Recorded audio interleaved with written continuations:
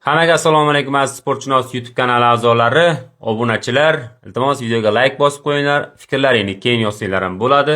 Demak, bugun Jahon chempionatiga atalgan 2-kun videomizni boshlaymiz. Videodagi kamchiliklar va tasvir sifati uchun oldindan uzr so'rayman.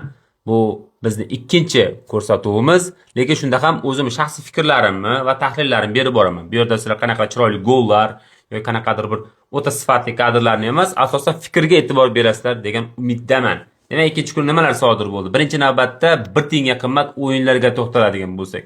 Demak, o'yinlarda Kanada bilan Bosniya Gersegovina o'ynadi. Hisob 1-1. Undan Kattaqo'rg'on bilan G'azalkentda o'yini chiroyliroq chiqqan bo'lardi. To'g'risini aytaman, o'yin juda ham yomon, o'ta sifatsiz.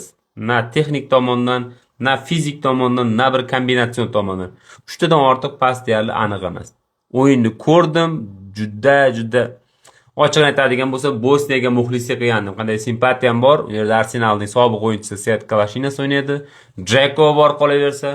Albatta musulmon davlat, bu pozitsiya muhim. Men uchun, qolganlar uchun bilmadim. Va shuning uchun ham Bosniyaga bir muxlislik qilgandim. Bundan tashqari Kanada menga yoqmaydigan bitta taraf paydo bo'lib qoldi. Buni yaqinda o'zim uchun kashf qildim. Ular Thomas Partey. U ham Arsenal futbolchisi.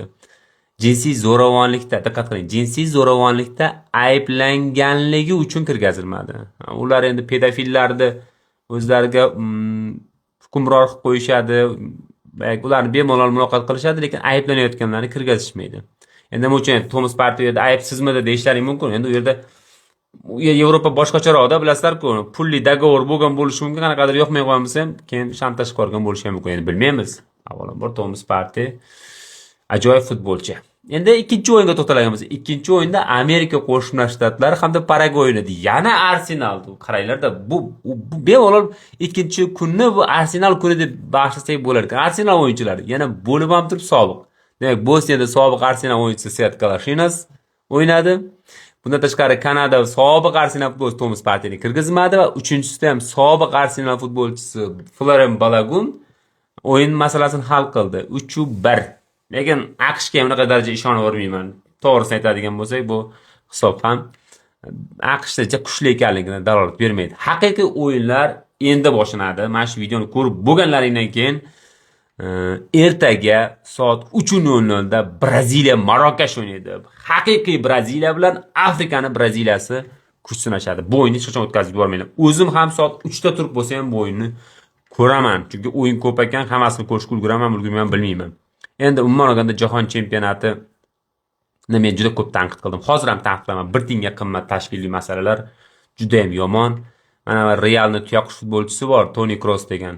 Xabarlaring bo'lsa, 2022-yilda jahon chempionatini u tanqid qilgan edi. Nima uchun? Qatar bu demokratik davlatga da'vo qilmaydigan davlat. Ya'ni u yerda islom dini an'analari juda muqaddas hisoblanadi va ular LGBT, ya'ni gomoseksualizm tarafdorlarini kirgizmaydi. Shunda shunaqa samolyotdan bittasi atayin provokatsiya uchib kelgan, Qatar kirgizmagan. Buni esa germaniyaliklar juda og'izlarini yopib men qilib chiqishgan edi. Lekin mana bu jahon chempionati Amerika Qo'shma Shtatlari normal odamlarni kirgizmayapti. Ya'ni avtoriteti bor jurnalistlar, sportchilar, futbolchilar, qolaversa Afrikaning eng zo'r hakami, somaliyalik hakamni ham Amerikaga qo'yishmadi. Lekin nimagadir Toni Kroos ham jim, Infantino ham jim. Infantino haqida-ku alohida video qilamiz. U 48 ta emas, keyingi jahon chempionati 64 talik qilmoqchi ekan.